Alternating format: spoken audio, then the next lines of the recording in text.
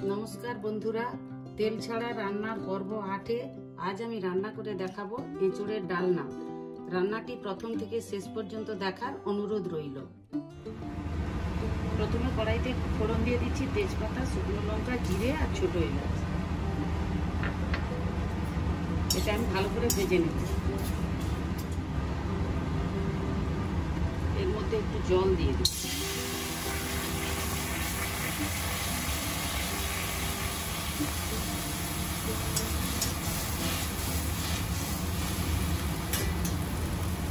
এই জলের মধ্যে আমি একটু রসুন দিয়ে দিচ্ছি, রসুন বাটা।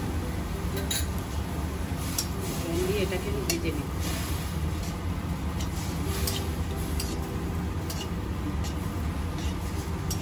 হালকা তাপে জল দিয়ে দিয়ে ভাজবো আমি মশলা।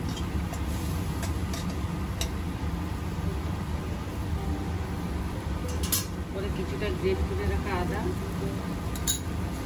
এটাকে আমি হালকা তাপে ভেজে নিই।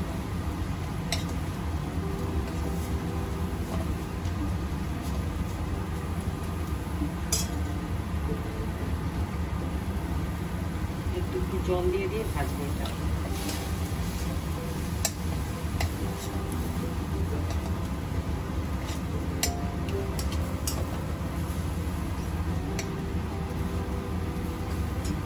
আবার একটু জল দিই।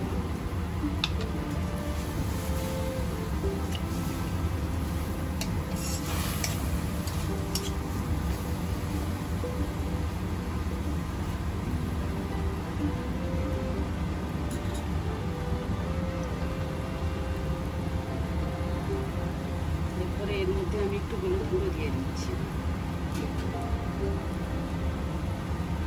এটাকে একটু জল দিয়ে ভেজে নেব।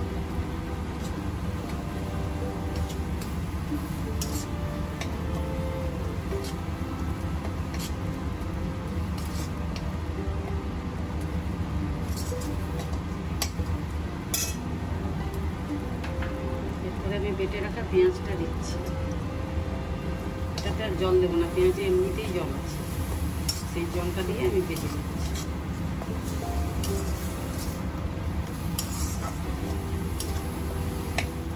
এরপর আমি জিরে গুঁড়ো দিয়ে দিচ্ছি। এটাকে এইভাবে ভালো করে ভেজে নেব। এরপর আমি রেড চিলি পাউডার দিয়ে দিচ্ছি। এটাকেও আমি এর সাথে ভেজে নেব। এবার একটু জল দিয়ে দেব।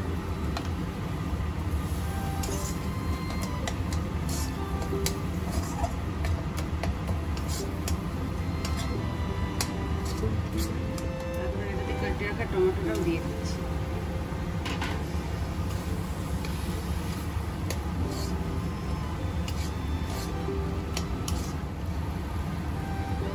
একটু লবণ দিয়ে দিলাম।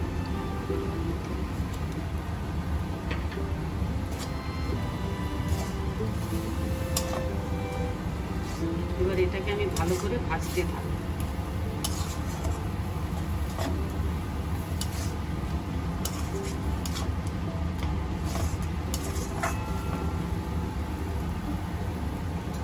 মশলার কাঁচা গন্ধটা চলে গেছে। এবার আমি কাঁঠাল আর আলু সেদ্ধ করে রাখা এটা দিয়ে দিচ্ছি।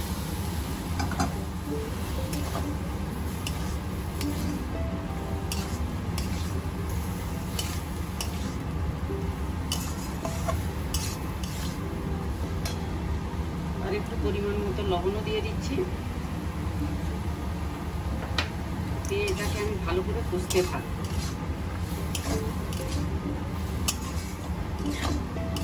এটা আমি ভালো করে কষিয়ে নিচ্ছি। কাঁঠালটাও কিন্তু তেল ছাড়া আমি কেটেছি।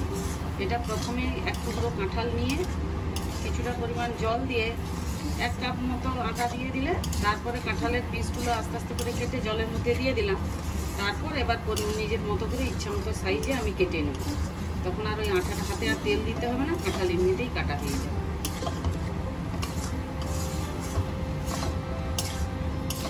হয়ে গেছে, এবার একটু জল দিয়ে দেবো।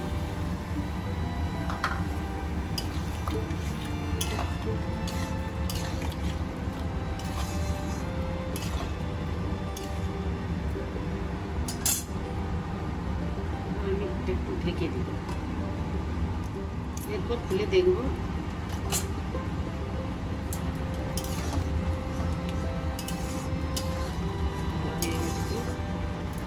এরপর আমি দুটো কাঁচা লঙ্কা দিয়ে দিচ্ছি আর একটু ম্যাগি মশলা দিয়ে দিচ্ছি।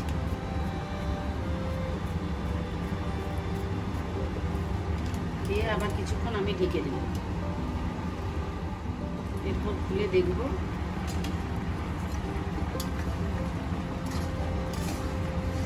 সত্যি রান্নাটা খুব সুন্দর হয়েছে, খুবই সুন্দর হয়েছে। এঁচড় তো তাই আমি একটু সামান্য পরিমাণে এইটুকু আমি ঘি দিয়ে রান্নাটা এবার বন্ধ করে দিই।